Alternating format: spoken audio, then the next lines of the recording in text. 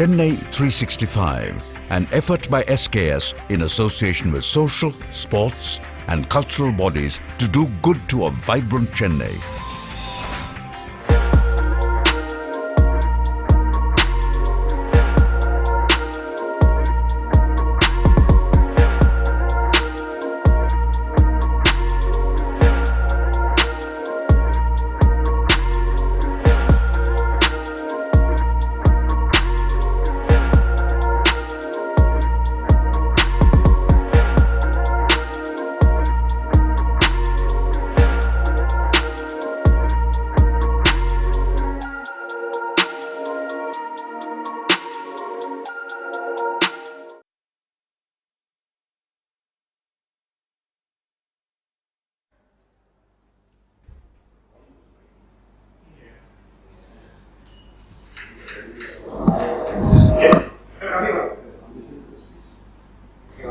Sairam Sairam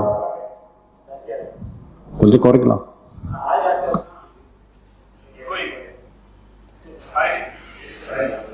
Sairam Sairam Sairam Sairam Sairam.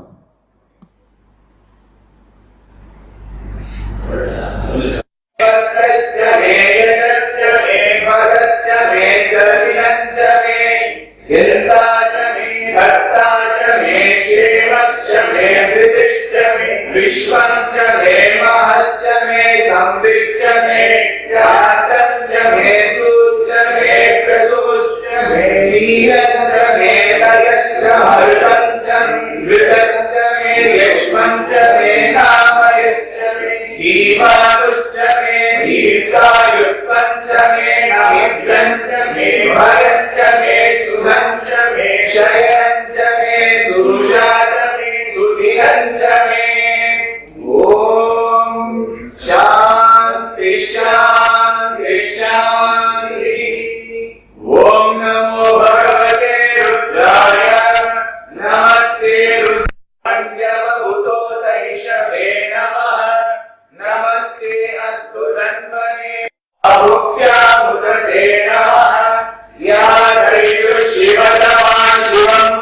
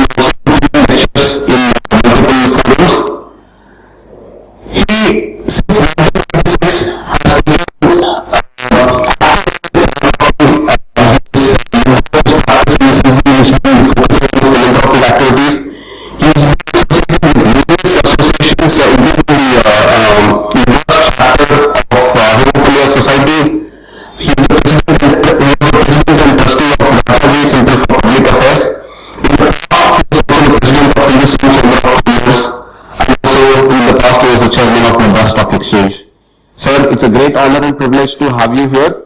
Before we hear from you, we have a small honoring that we want to do. Sri Krishna Sweets has initiated this Nallur Virudu. It is a recognition for the people in the professional life who have lived the values in their entire career, and today it's our honor to felicitate you with this award. May I call upon Sri Shekhar sir and also Sri Ganesh from YACD to come on the dais and honor our speaker, G. Subramanian, sir.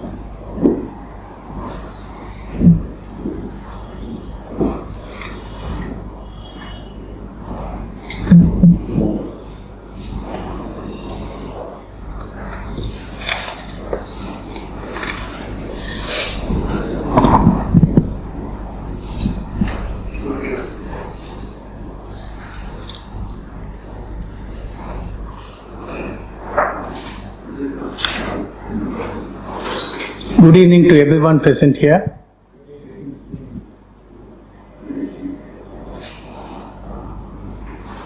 I consider it a great honor, a privilege to be in front of you today.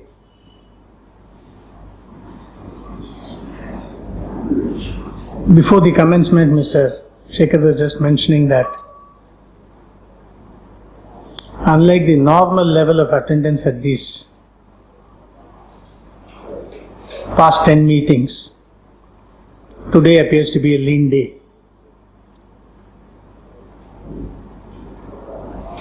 The first thought that comes to my mind is that one has to understand that quality is foremost. Numbers are secondary. To have such quality audience is indeed a rare and a proud privilege that I have. In the midst of a very, very busy and active music session that's going on all around the city of Chennai, people have found the inclination and the energy to come for a non-musical event, and it may not be music to anybody's ears also, because the facts of life, what we may call the values of life, are not palatable.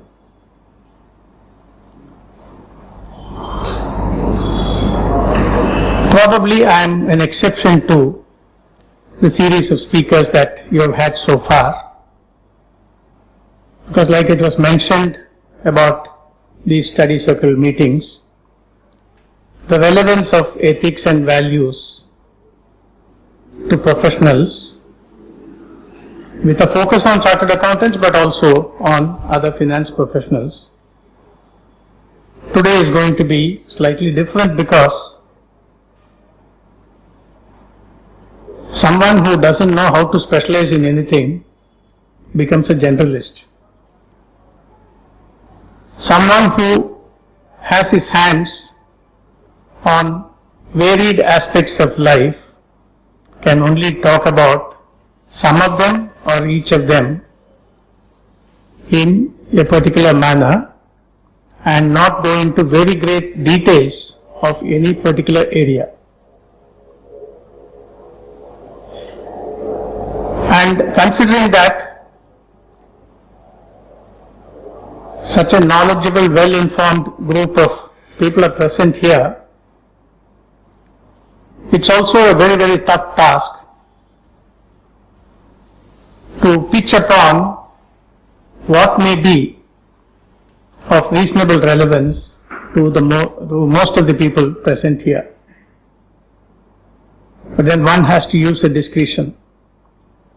One has to decide whether a reminder of some of the basic values will itself serve the purpose. And I think I will only attempt to do that.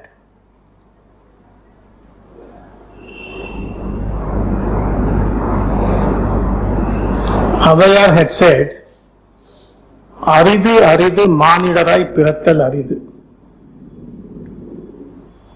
And if we believe in the history, whether a myth or otherwise, when Lord Muruga practically interviewed Avayar and asked her to clarify on some aspects, and this became reasonably popular, maybe because of a song that came in a movie in the 1960s. So one of the questions that was posed by Avayar was, which in life is the sweetest? And Avayar says, "Anaithilum inidu அறிவுள்ளவரை கனவிலும் நனவிலும் காண்பதுதான்."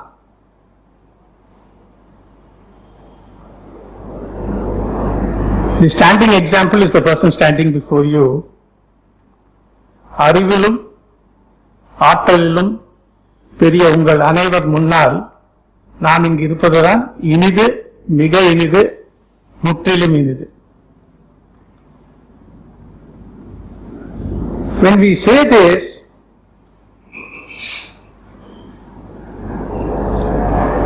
we should also probably keep in mind that if there is a purpose for anyone's life or everyone's life, what should it be?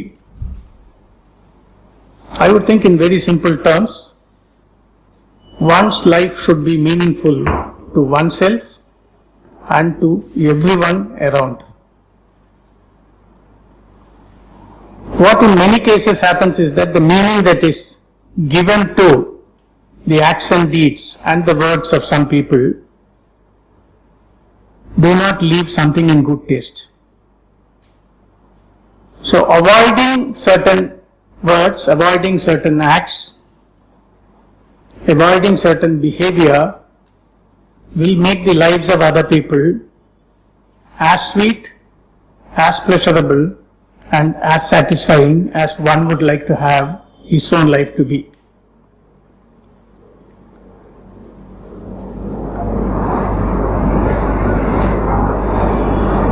One needs to live a life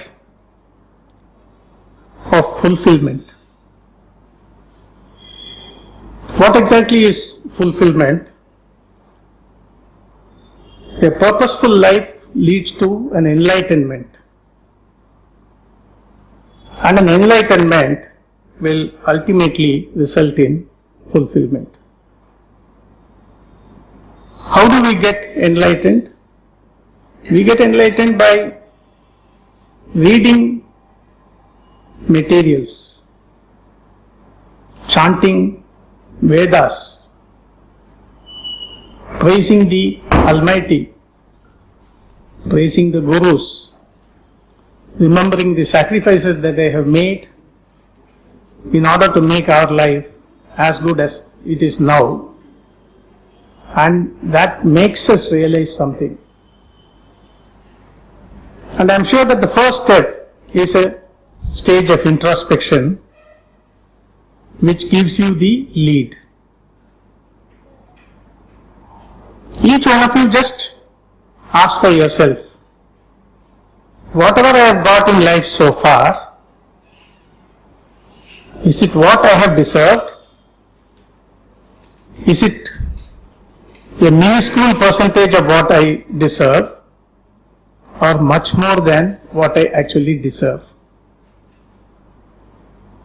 My limited experience interacting with people of different age groups has been that almost universally everyone says, I have got recognition and reward far in excess of what I actually deserve.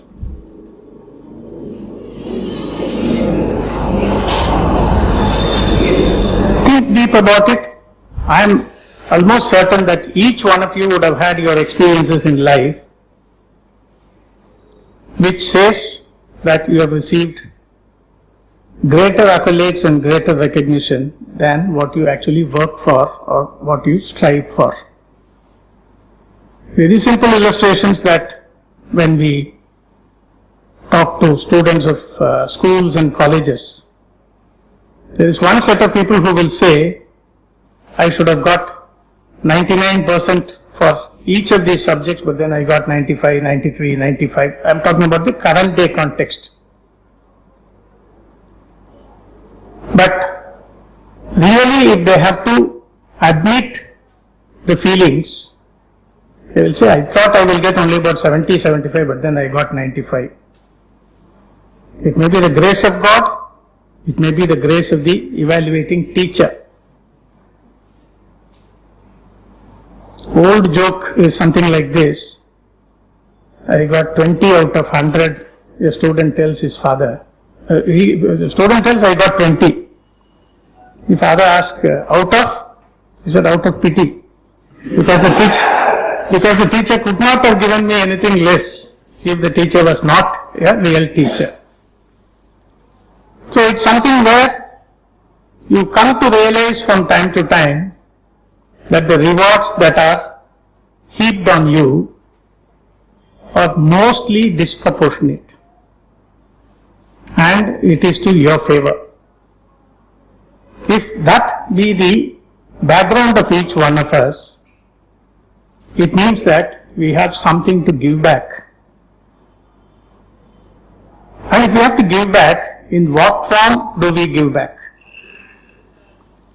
What are the various things that we can think of which will result in a sense of fulfillment for the people around us? If we have led a good life, we should help others also lead a meaningful life. Where do we start? So today I thought I will focus more on the youth of this country. How do we actually inculcate good values in them to make them good citizens, hopefully better citizens than what we are. In that we may have to fix the current context, the competitive world that we are placed in, the unethical practices that are being followed by a perceivable number of people. How do we get over such a situation? I should mention here that this morning I had a very, very great privilege of spending a couple of hours with one of the greatest living intellectuals in India and more particularly in Chennai, Mr. B.S. Raghavan, a 92-year-old person who is able to talk sense today, keeping aside whatever was the factual position 70 years back when he entered the IAS, 30 years back when he was actually at the prime, about to retire from service and all that, having served in United Nations, having served in various central government organizations and ministries, starting from Jawaharlal Nehru and going up to Indira Gandhi and beyond. A very, very negative thought appears to be gaining ground now. That negative thought is, are we going from bad to worse as a society? Are we going from a very, very lamentable situation to a point of no return? During the course of that interaction, where we also had one of the legal luminaries today, one Mr. N. Venkatraman, one of the youngest senior advocates practicing in the Supreme Court and 23 High Courts in India, After a series of points for and against, we came to an understanding that maybe we have gone from bad to worse. But from worse, it is possible that we will get to a situation of bad, get to a situation of not too bad, get to a situation of good, and get to a situation of excellence. One of the fundamentals, man lives on hopes. We hope against hope. Whether it's a cricket match where we have to get 26 runs in the last over of a limit overs game, we have to get 3 wickets in the last over. It's possible, or at least it's not impossible. So if we believe that it's not impossible, we are going to end up with an effort that will make us try our best, to the best of our abilities, to the best of our opportunities, to achieve that kind of a goal. So which makes it a requirement of goal setting. I'm sure most of you will also agree, like when I started studying or when I finished my school, when I finished my college, I never thought that I was one day going to be a chartered accountant. I never thought that after entering chartered accountancy course, I am going to be shining by contrast and not suffering by contrast. I never for a moment imagined that I will get a recognition. Never would have imagined that I will get a Nallur Virudu. Whether I deserve is a big question mark. Whether I answer the description of Nallur is individual perception. Honestly, what I told earlier, I am repeating it. This is much more than beyond what I deserve. If it is beyond what I deserve, it shows the magnanimity of the people that they have the nobility to say, here is a reminder for you. If you have not deserved it so far, at least for the rest of your life, you try to deserve it. So you take a lesson from everything that happens in your life. And what is the best period when the lessons can be learned and practiced? That is the period when one is a child, one is a student. We call them the impressionable age people. Now among the impressionable age, what is it that has to be taught? All of us have been practicing, all of us have been experiencing that a parent happens to be a role model for his own children first and probably for the children in the neighborhood, the children in the city, state and the country. We also say that the teachers are the role models for the children. Statistics have been taken some years back where the first role model and the first target for a student between the 5th standard and the 12th standard, what is it that you want to become? Invariably the child says, I want to be a teacher. Because the teacher has impressed the child so much, has influenced the child's thinking so much. He says the ultimate in life is to become a teacher. And just imagine, even though it's a slight digression, when we were students, most of us were students at least, the job of a teacher was not that lucrative. In many cases it was hand-to-mouth existence. But today it's not so. The job of a teacher invariably is comparable with that of somebody who enters a multinational corporation, somebody who is in the IT industry, not probably the present day, but then 10 years back, the lucrative offers that IT industry offered to engineering graduates. But that itself gives us an indication. Most of you would have known that in the IT industry, for want of better candidates, an engineer from any field was accepted as a software engineer. You have the civil engineers, you have the mechanical engineers, you have the chemical engineers who have turned out to be software professionals and have made a big mark. Same way, there are chartered accountants who have made a mark not in the finance field. So that is where I feel that it need not be restricted to the finance professionals when we talk about these matters. We have examples closer home.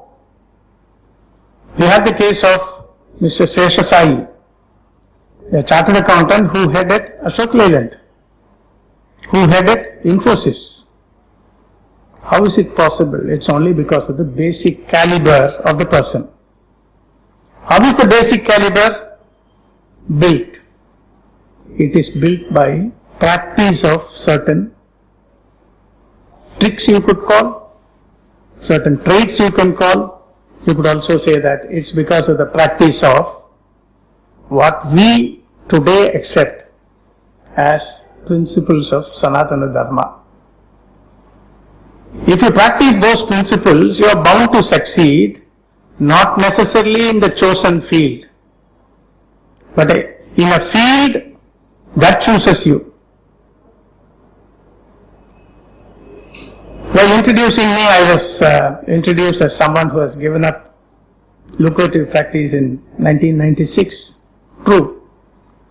I have been able to devote time for philanthropic activities. True. But was it with any kind of expectation that I am going to get a recognition? No. It was what we generally ultimately end up with. All I need is Atma Tripti.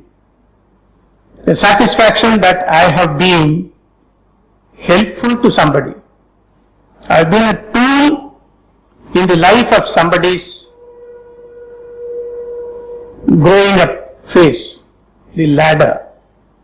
And I need not be a shining light, but I may be the starting point of the success that a person, success within inverted commas, that the person might ultimately achieve.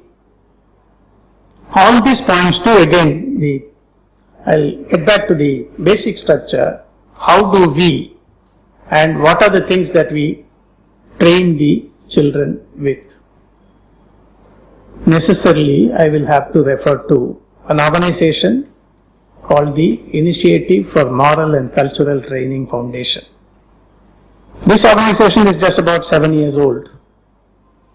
It followed an activity called the Hindu Spiritual and Service Fair, which started in the year 2009.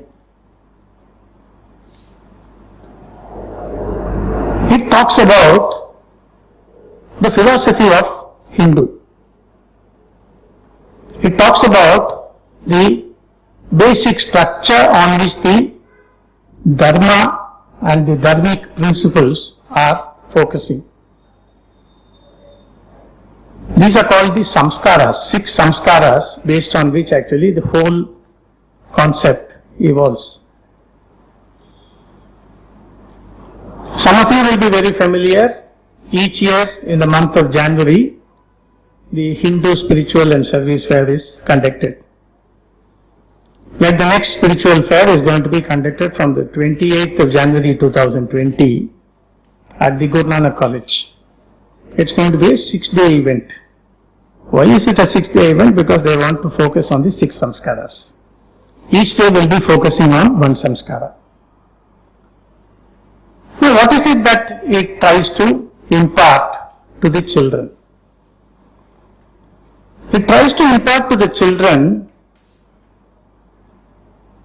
the adherence to basic values in life, following a certain amount of discipline, and in the process following the tenets of value that that organization has recognized. So there are 6 samskaras. So if you look at the 6 samskaras,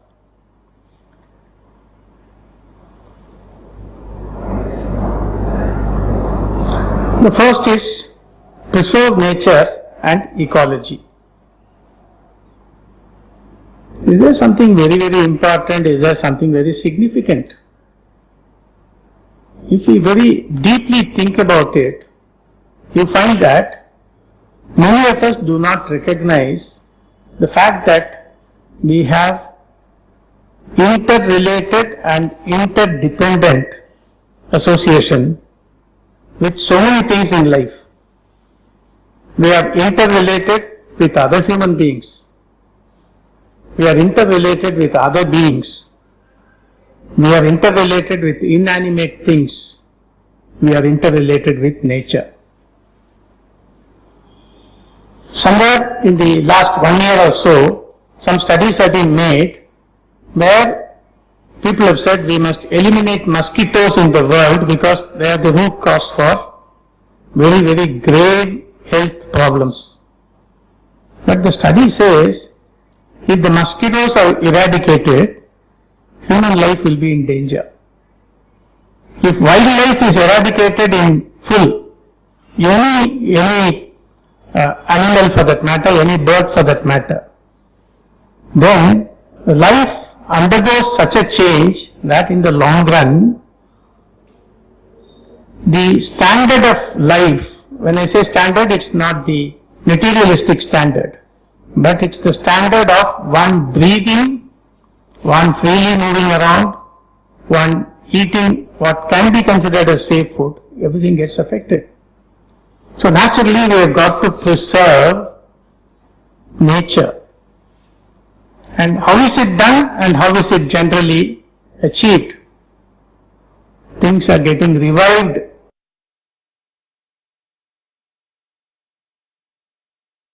And I am very, very hopeful that we are getting back to the traditional ways in a big way.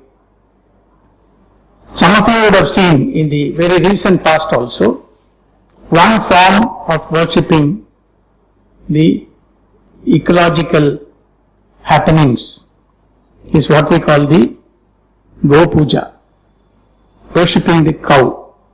It's a symbol, it's a sacred symbol, not necessarily only related to the religion of Hindu, those who follow the Sanatana Dharma principles of Vedas. No.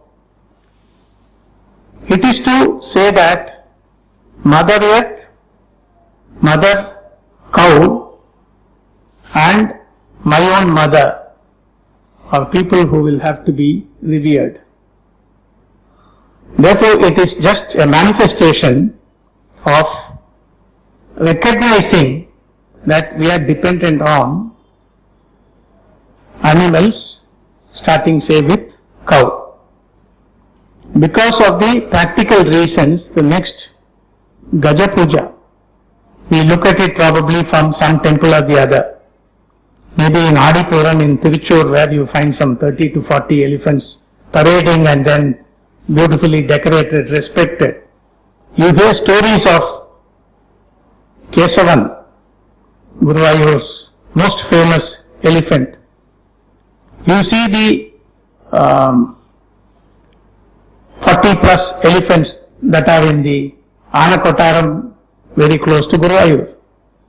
You see this closer to India, the Pinavala Elephant Reserve in Sri Lanka. Why is it done? It is only because they are absolutely essential for us to lead a meaningful and peaceful life, even though that is not directly attributable to whatever we experience on a day-to-day basis. Same is the case with trees. But what do? We probably only symbolize it. Most of us, I am sure most of us will be believing in worshipping Tulasi. Tulasi as a plant. We worship Tulasi and we find that the mother wife or sister in the house tries to respect that plant twice a day at least, around sunrise and around sunset. It's because the energy is actually rooted through the tulsi plant, the tulsi leaves. And there is even a belief that by munching a couple of tulsi leaves every day, most of your health problems will be overcome. So we respect that. But what really happens is, if it is only treated as a ritual, it loses the real meaning and value. So that is why one of these samskaras that I was talking about, it talks about and it practices Tulasi Vandana. This is one samskara where you talk about preserving nature and the ecology. The second, I think, in today's context, the most relevant, fostering women's honor. There can be literature running into millions of pages today as to whether women's honor is protected less in India or more in India. You would have read in the last 1 week or so many articles where they have said the crime rate relating to women is among the lowest in India. That is only to have a statistical perspective. But the lowest in India is also an alarmingly high incidence. Why is it happening? It is happening because women are not looked at as fellow human beings. This is the sorry state of affairs today. They are not looked at as equals. In fact, they have to be looked at as superiors. Excepting one's own wife, the saying goes that every other woman is my sister. If the thought gets ingrained, the crime against women will come down. So this fostering of women's honor is something which has to get ingrained. You take the latest instances of the verdict in Delhi, whether one of the 4 offenders was a minor at the time of that incident, whether that minor should be given a preferential treatment. And assuming, not granting that that person was a minor, what is it that provoked that minor to indulge in a crime like that? It is the lack of awareness about the respect that a woman deserves. Therefore, the woman has to be given a precedence in the behavioral pattern. So what is it that this samskara talks about? It talks about 2 aspects. One, at the impressionable age, tell the children that women are to be worshipped. Age is immaterial. Motherhood and womanhood will have to be respected. How is it achieved?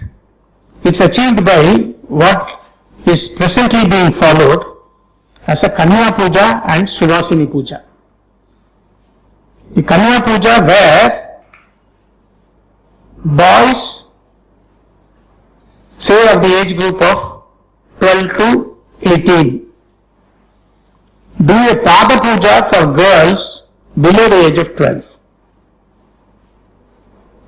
Does it mean that, the boys are told that even the younger girls are superior to you?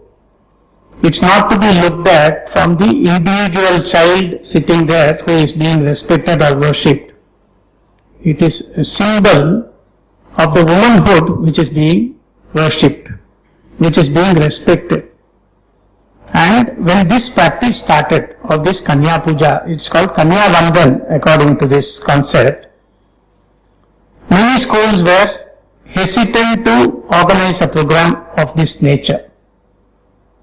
But let me tell you, there were schools where the boys who performed the Kanya Vandanam, the parents who attended the Kanya Vandanam, they were moved to tears, they were weeping for half an hour, 1 hour after the event, because they found something satisfying their inner feeling, inner being. I don't think it can be explained, it has to be experienced. This is what the children have said. Similarly, the Suvasini Puja, the elder women, respected by not only student community, but in many cases even by the parents of the students. And that has also received a very great attention. Though not directly under women's honor, it comes under the other part, which is respecting elders. We have what is called the Matru Pitru Vandana, Acharya Vandana, Aditi Vandana. Most of you are aware that historically, a guest is a more important person than your own family member. He is treated with respect, he is treated with great concern. If that be so, Aditi is somebody who plays a very, very vital role in your life, though you do not realize it at that point of time. If you take an occasion like this, effectively I will be an Aditi. But if I behave myself, I will carry some respect. If I don't behave myself, then I am an unwanted Aditi. I will be a neglected Aditi for future programs. That's the fact of life. So this Aditi Vandanam, Matru Pitru Vandanam and the Acharya Vandanam, because the teachers play a very, very crucial role. The formative years. Today between 2 years, 2.5 years and the 23, 24 years when somebody finishes his graduation, post-graduation and courses like that. But the most important phase will be somewhere between 5 years and 17 years. The most crucial. During that period, the teacher plays such a pivotal role that the teacher has got to be recognized.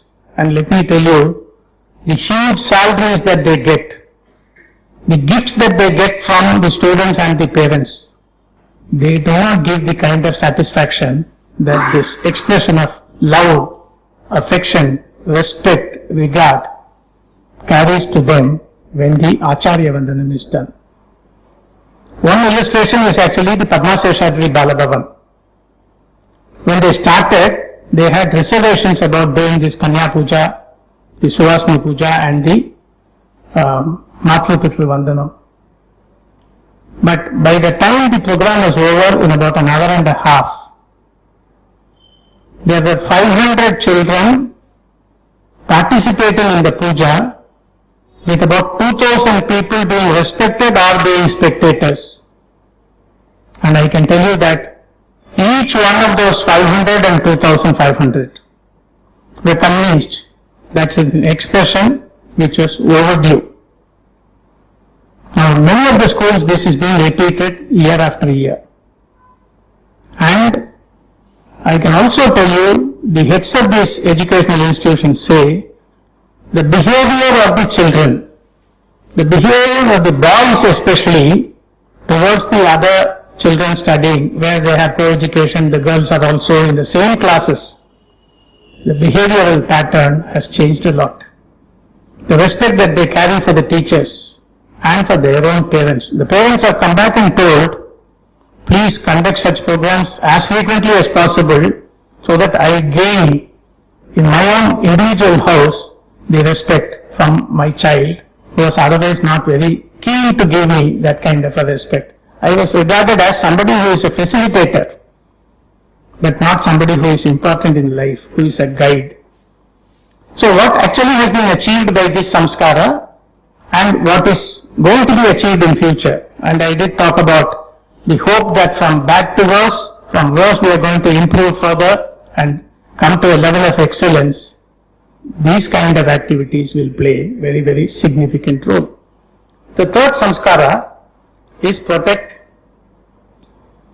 wildlife and forest.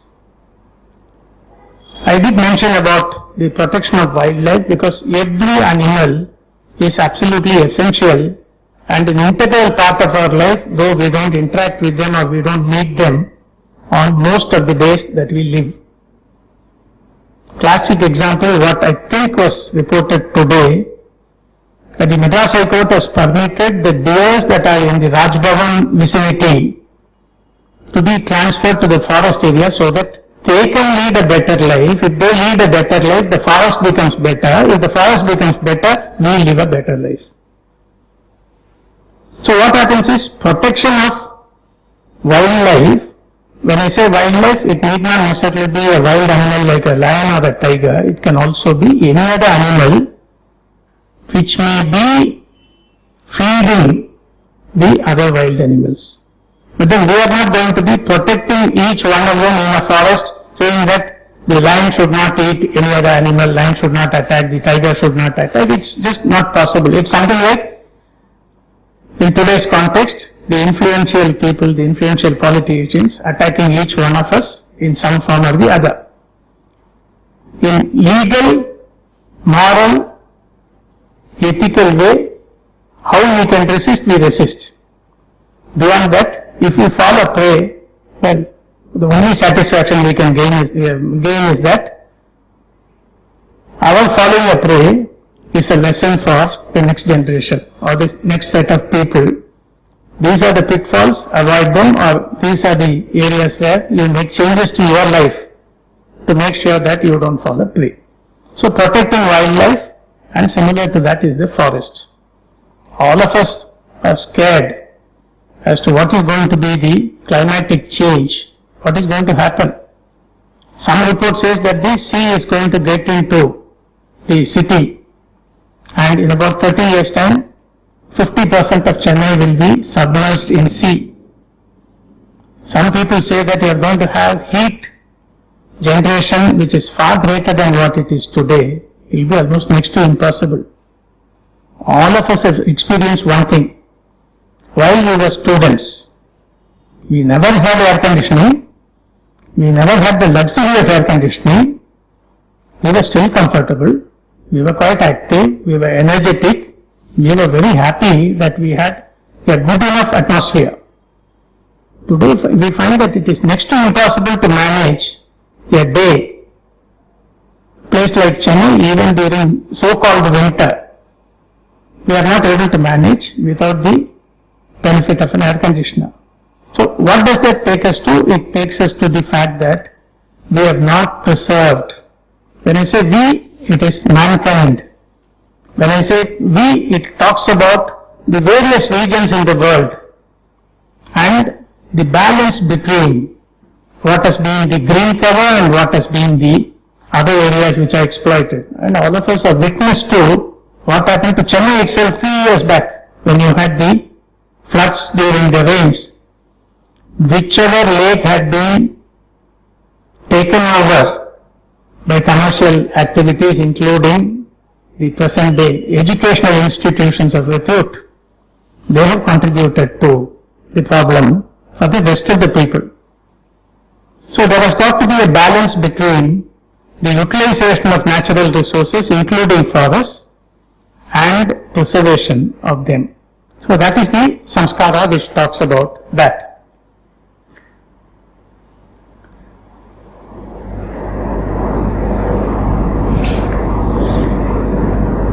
Water, I think, one of the most precious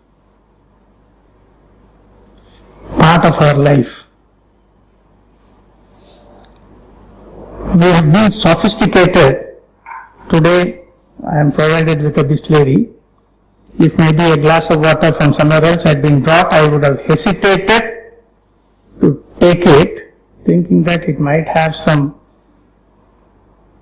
contamination, an infection that will not suit my constitution. It might give me some problem, maybe the stomach pain or whatever it is. But all of us have lived a life where we have never cared about the source from which water came. We have taken waters from a pond, a tap which is in the street, a pot that has been kept in the school. without any hesitation, we have taken it to quench our thirst. So the purpose was only quenching the thirst. The source of water was never questioned, never even thought about. But today it's not the same. And I must mention here, about 2 years back, from the same podium I spoke in a different organization on what is titled Kuvam Enu Punidam. When the topic was given to me, I was actually agitated. What do you mean, Kuvam Enu Punidam? What is so sacred about Kuvam? But when the history was gone into, it was found Kuvam was probably something like Ganga, something like Kaveri. In the late 18th century, 19th century and early part of 20th century, it was a means of transportation for people coming from Tiruvallur side to Chennai. It was also a means of supplying water for many areas up to Chindatripet. That Kuvam is what it is today. Why? We have contributed. We have dumped every waste into that. We have made sure that it is not habitable in the surroundings of Kuvam. What we generally now associate? The bad smell, a stench, a stink. That is Kuvam. But if you go back, you find that it is not so. So what happens is you have got to revere your water bodies. Many jokes are going around. We were getting water for free. Now we are paying a fairly high price. The projection is that we are going to pay an extraordinary price for drinkable water. It's going to be that if you buy one bottle of water, you will be given one plate of idli free. This is going to be the next stage. Because the water has become such a scarce commodity. Therefore, we need to respect water. So we have what is called Ganga Puja, Ganga Kaveri Puja. And in this samskara that I talked about, you have actually water being carried from all the major rivers of the country, carried by women in the golden type pots and brought to the Hindu spiritual fair venue so that they converge. They say all these waters will only save us, will only sustain us. Therefore what happens is that we will have water to be respected, revered. And then the most important, patriotism. Many of us have been born beyond 1947. Maybe a couple of people before that, I am not very sure. But even those who are born maybe a couple of years before 1947 would not imagine, cannot imagine why 1947, how 1947 15th August happened. Any amount of history that we have been taught, rightfully, wrongfully, any distortion that has taken place, any correction that is being done today, whether it is authentic or not, all these are questionable and these are a bit confusing.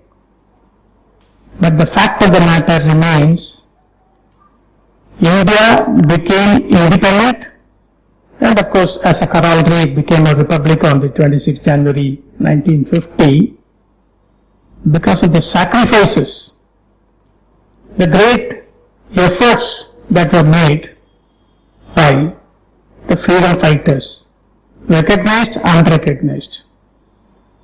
So we have to revere them. So patriotism is something which has to be instilled in our children, because our children do not know the value.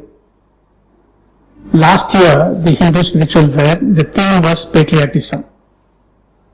And let me tell you, those who had visited the fair that time, they were given a demonstration of the Andaman jail, where so many prisoners languished, including a light and sound show where the kind of torture that was imposed on the prisoners. They are what may be called prisoners of war or people who have been fighting for independence.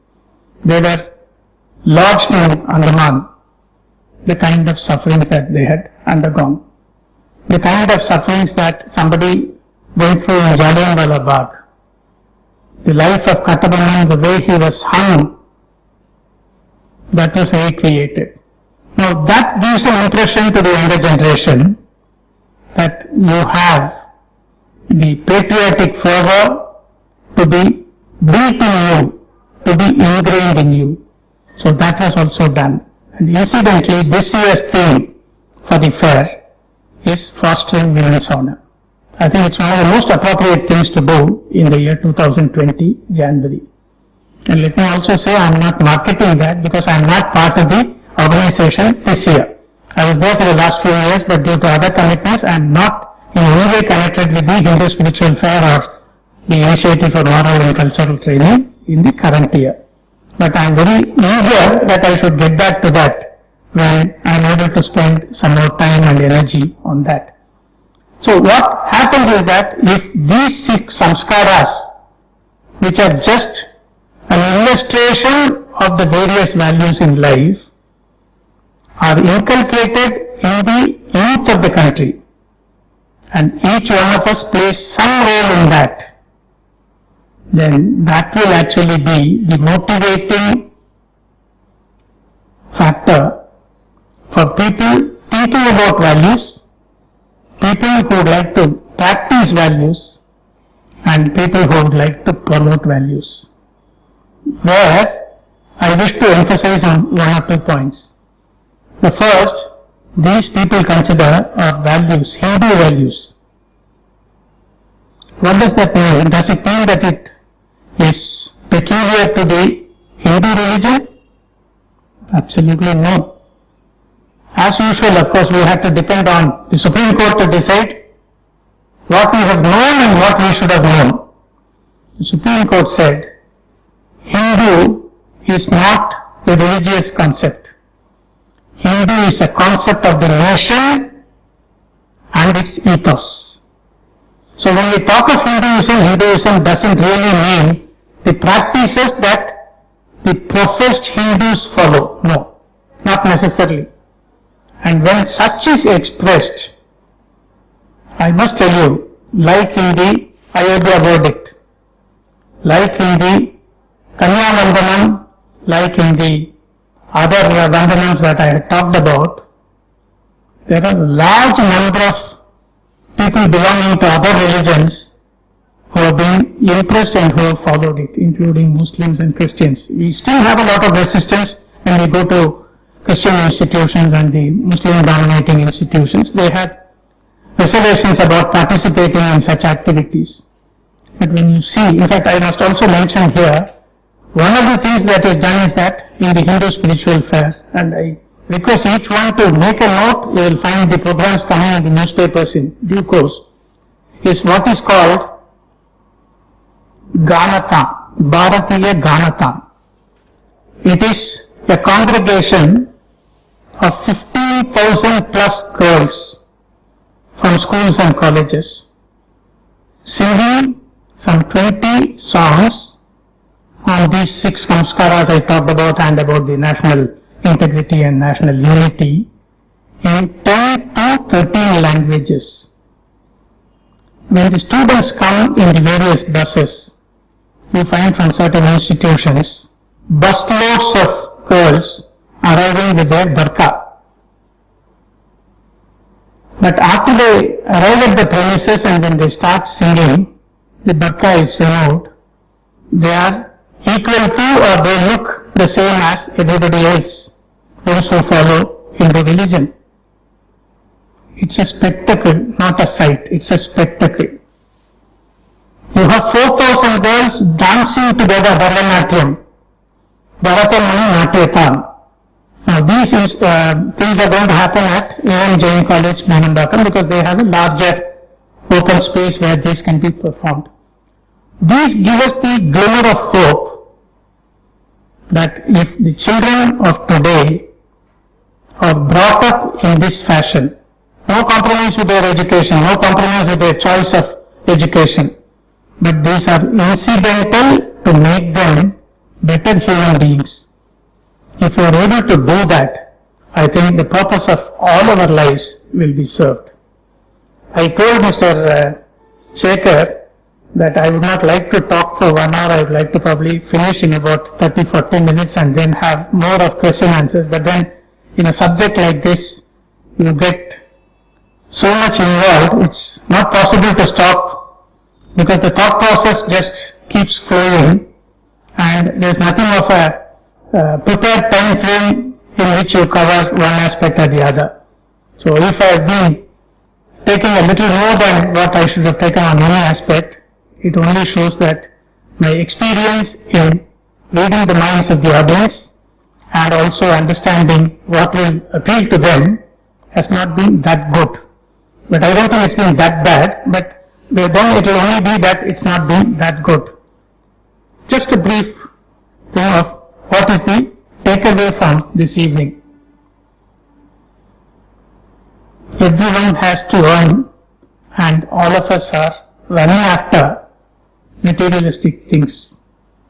Nothing wrong in that. In fact, unless one has an ambition, one doesn't perform. If one doesn't perform, one doesn't have fulfillment.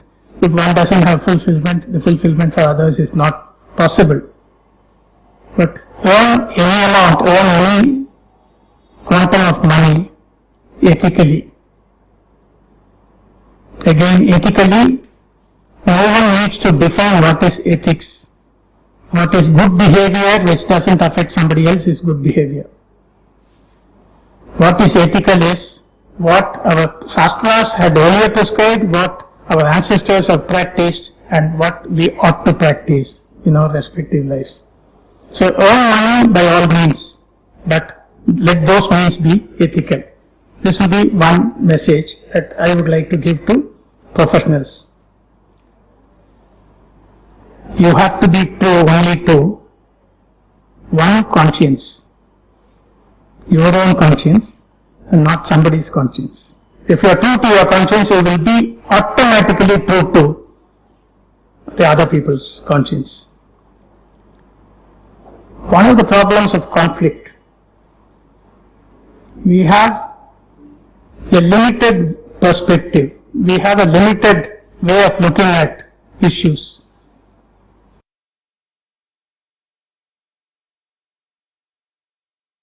One illustration in a school they showed, on a table they kept a piece of paper where it had been written 6 and it was placed on the table. The teacher asked the student, what is this number? The student said 9. The teacher got angry, how can you say it is 9, it is 6? Only one whole student said, sir, from your side it is 6, from my side it looks 9. So you have got to place yourself in the next person's, the other person's shoes, in order to understand his feelings, his understanding, his arguments, before you pass a judgment. You don't dismiss him saying that no, you don't know what is 6 and what is 9. There are brilliant answers given by students which defies logic, which defies mathematical equations, whatever they have understood. But then there is an innovation, there is something which is looked at from a different angle. We have got to appreciate. So let us put ourselves in the other person's shoes before passing any judgment. Even whatever I have talked about, whatever got ingrained in you, the paths differ, the priorities differ. So which do you think is the topmost? You determine the priority, but let that priority not deprive somebody else of his or her priority. So let there be what is generally called as a give and take. It's not necessarily a give and take. Allow the person adequate room to lead his or her life. That is what is actually required. One of the old things, in independent India, I have the freedom. Yes, you have the freedom. You can stretch your arm, but only up to the level where the next person is positioned. Beyond that, you don't have the independence. The same applies to the other person also. So you have limited maneuverability when it comes to even your freedom, your independence to do whatever you feel like. So to that extent, you have got to be very, very careful. Integrity, honesty, righteousness, be honest to yourself, do not harm other people. These will actually form the basis of good behavior. I would like to just end with two quotes. One is that I expressed earlier also that I look at the future for India, I look at the future for mankind to be very rosy. Why do I say so? Because I would always like to be an optimist. I would think each one of us should be an optimist. And what does that mean? First, the negative side. I don't want to be a pessimist who sees a calamity in every opportunity. I want to be an optimist who sees an opportunity even in a calamity. If that is done, everything is possible. Very simple illustration. I failed in my school final 1 time, 2 times, 3 times. I saw an opportunity there. A cousin of mine said, please don't enter my house until you finish your SSLC. That was the benchmark. I took it as a challenge. Not that really made that kind of a difference, but what really happened was, I am grateful to him even today. Maybe he was the tool which was given to me to improve myself. From the 4th attempt to 4th rank in the CA Intermediate was a journey God had given, not that what I deserved. So that is where the optimism really plays a part. And most importantly, if you can sleep peacefully after a hard day's work and get up according to your liking, that means you have done your part in life very well. And that is an indication that the values in your life have been absolutely right. I'm extremely sorry if I have taken more time. I'm extremely thankful to you for a very, very receptive attention to whatever I have tried to say. And whatever time is allowed, whatever questions you may ask, it need not necessarily be on what I have talked about now, it need not be on values, it need not be on ethics, it need not be on practices, except the professional subject with which I am not very familiar. Anything else is welcome, and I will try and answer to the best of my ability. Thank you very much.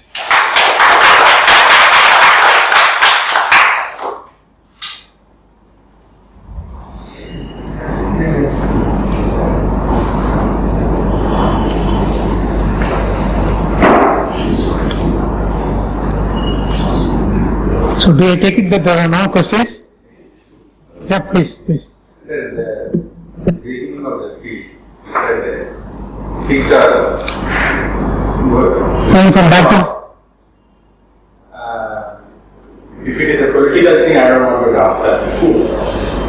But you mean to say the value systems are improving in certain professions or the businesses, or because some LA people you mentioned, I've seen that in paper.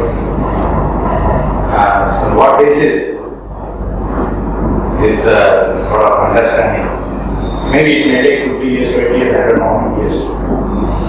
Even I can't give a time frame, but whatever names I have probably talked about, it would have come spontaneously. I have not, because there is no hero worshipping of anyone for that matter. The perceptible change is seen in the attitude to life of many people whom we consider as important people.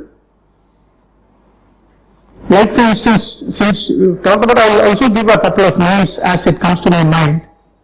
Take the case of Mr. Azim Premji, an extraordinary generosity, not out of selfish interest, if you say that selfish interest does not include self-satisfaction. And what is being done He is a Muslim by birth. They are not in the political context. It could have been whatever he was wanting to do, it could have been restricted to his own religion. Because his own religion is also claiming to be backward, they also want to be given extra benefits, recognition, incentives, whatnot. It could have been restricted to that. But it is the Indian culture which has got into him, which makes him believe that without any reference to caste, creed, religion and sex, it must reach the disabled people. And I don't have the figures, but I am very sure that most of you know that these are mind-boggling figures of charities. When I say charity, it's not just like that throwing away, no. For good causes, good public causes, money is being spent by such people. The second part is like, today, what the government is supposed to do is not being done by them. They try to impose something called corporate social responsibility. Where is the governmental social responsibility? You are bound to do certain things, you are not doing, and you are just saying that you do it. You are a corporate, you are a good corporate, you are a profitable corporate. It is actually saying that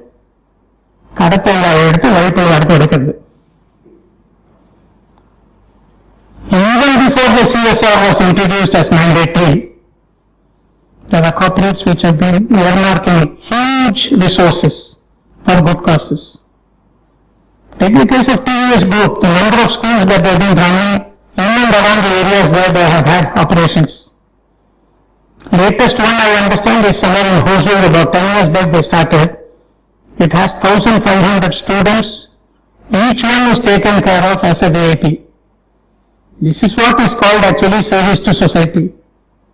Maybe there is a priority to children of their workers, but there is also benefit to children in that locality. That is corporate social responsibility. It has to be voluntary. It should not be compulsory. It should not be thrust on somebody. So that way the culture is changing. It can change faster. I also believe that it can change faster. But how does it change faster? It changes faster when the people who can do it recognize and realize that this society deserves it. This institution deserves it. This pattern of teaching and the pattern of coaching definitely needs to be encouraged. So the institutions must justify. It's not that every school must be given, because their agenda is totally different.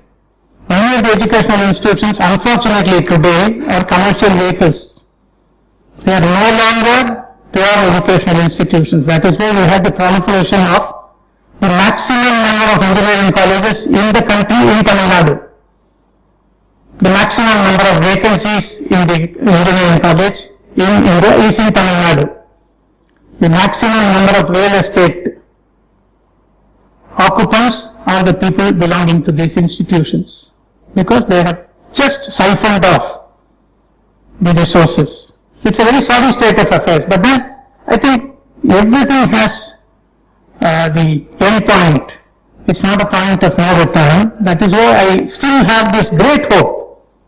Not that I am somebody to express the hope and that has to be justified or anything like that. I belong to a school of thought that many people also believe that we have reached a very, very sorry level of our ethical standards. But then we are bound to go upwards only. Whether it's going to be very steep, it's going to be very angled, whether it is going to be curved, how long it's going to go towards the peak, left to all of us, and I would like to remain an optimist in that.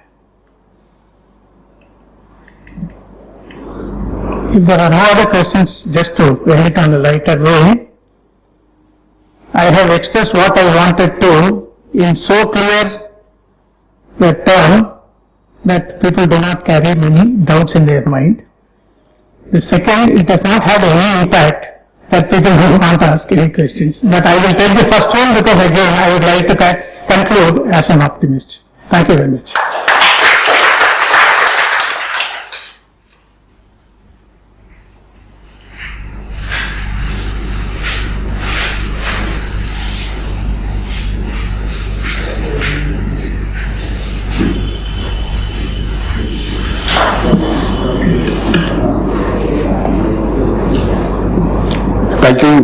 Shri Subramaniam sir for beautifully articulating the values and the importance of values in life. I think we do realize, and most of the other speakers here in their speeches as well, values in professional life cannot be different from values in life. I think unless you practice the same values in your day-to-day life, it's not going to suddenly come in your professional life. And at the same time, whatever you do in professional life is going to be a reflection of what you do in your day-to-day life. So you start off by saying one's life should be meaningful to others. I think that itself is a great transformation if somebody is going to realize that. We all should, I think, work towards having an ecosystem which facilitate such thought process rather than, other way around. And you also indicated that all of us have something to give back to the society, and that's where this thought process kind of comes in. Then you spoke about the 6 samskaras. I think the key message is to be helpful to everyone. I think in the Sri Satya Sai Seva organization also, while it is a spiritual organization, Seva is a very, very important aspect, and being helpful to others is not anything more than a self-transformation tool for one's own self. I think that's where the rest of the values can kind of come in. Again, you spoke about the Hindu spiritual fair. I think the Satya Sai Seva organization has also been participating in this fair over the past few years. This year also will continue to be there. So thank you so much for passing on your optimism to all of us here. We are really honored to have had you here. As a small token of our appreciation for your efforts, sir, we have a small token. And I call upon Sri Sarveshwaran. He is the service coordinator of Sri Satya Sai Seva Organizations, Tamil Nadu for the metro region. He will give a small memento to you, sir.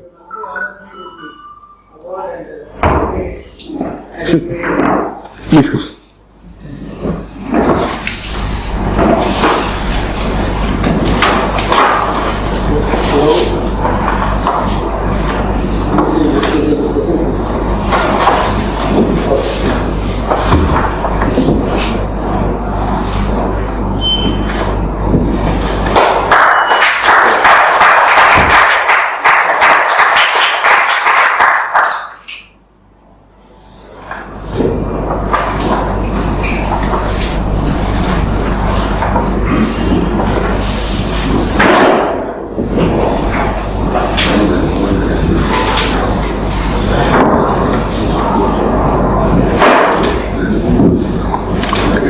Saram, the next study circle, which will be the 12th study circle, will be completing 1 year, will be held on 25th January at the same place at 5:30. Sir. Professor Dr. S. Ilankannan, PhD, Professor in Organizational Behavior and Business Ethics, will address on values and ethics for professional excellence. So this will be the program next month. And in February, we will be celebrating our first anniversary. We are just working out the final details of that program. We request all of us to be present, sir. You should also join us for the annual event.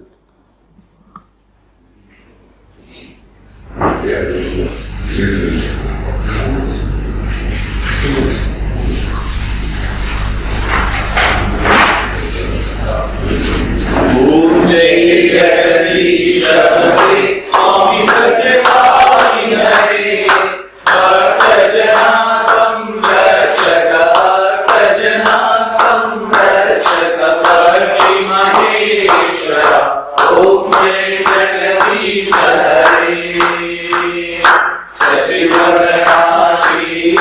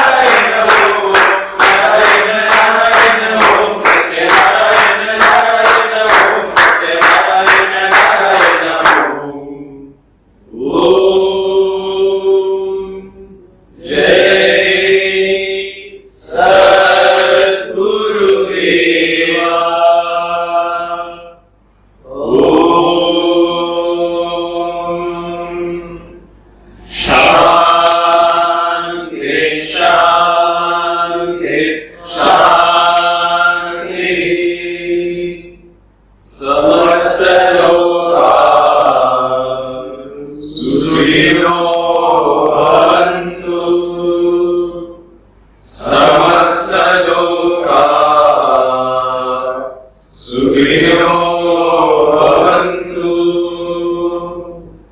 समस्तलोकाः सुखिनो भवन्तु।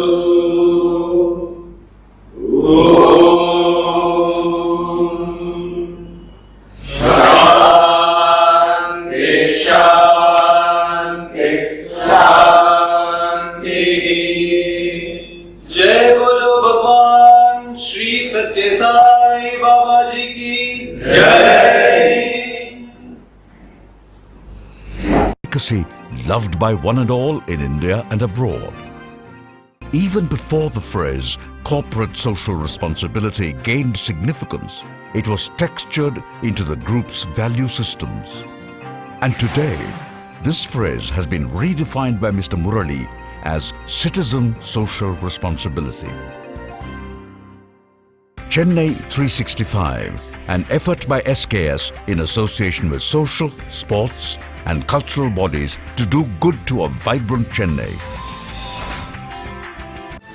To Sri Krishna Sweets, it's no mere rule. It's not just an act. It's every citizen's social responsibility. After all, we make a living by what we get, but we make a life by what we give. And in the process, create a world where life's best bonds are built with love and care. And in time, they will become our strongest bond.